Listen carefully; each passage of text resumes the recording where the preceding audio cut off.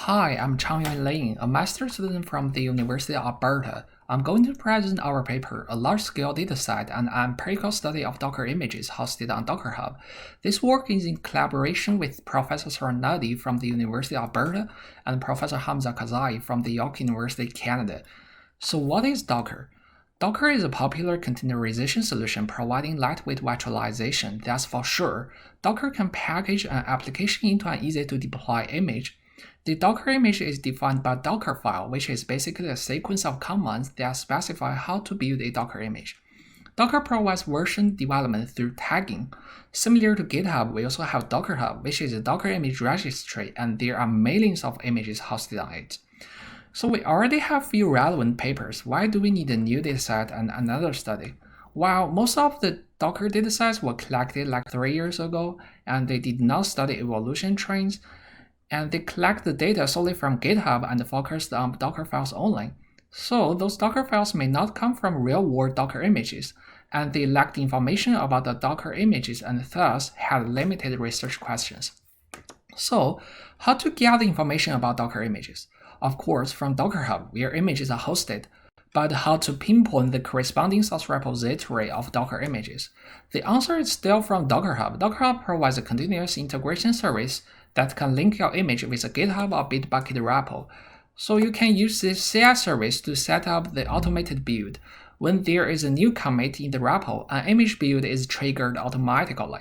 And Docker images using this CI service will have a link to their source repo in their description page. Okay, now let's talk about the methodology of dataset curation.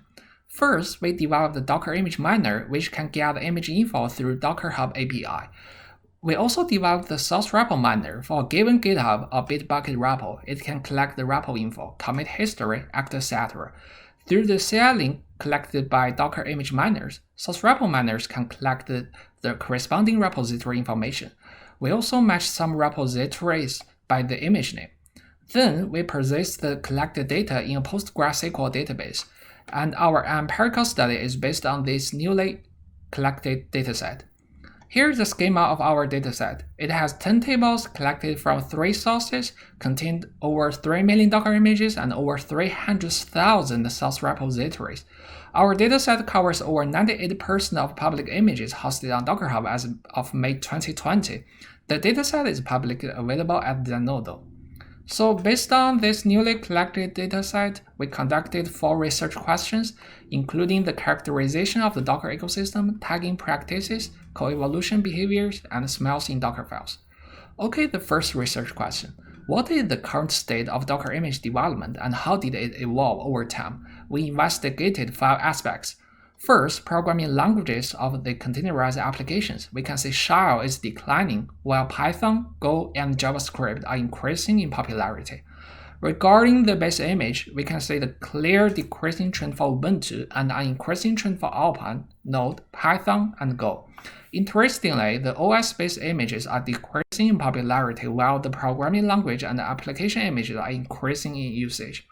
We studied the evolution trend of the Ubuntu-based image version. We can see around 2019, there is a surge in the usage of obsolete Ubuntu versions, so developers should be aware of such a problem, as obsolete operating system-based images may pose serious security risks.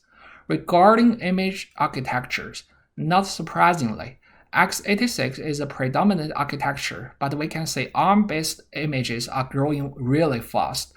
The Docker image size seems to decrease over time as the median drops from around 190 megabytes to around 120 megabytes. This is a good news because keeping the image small is one of the official best practices of developing Docker images, and it is followed by more developers. Okay, next research question. What are the current image tagging practices? Docker provides version development through tagging. An image may have many versions with different tags. Release tagging and SH panning are 2 popular tagging practices. Release tagging basically means making the tag point to a stable release version and using the release name as the tag name. SH panning means using commit hash as the tag name. We find that release tagging is favored by more developers.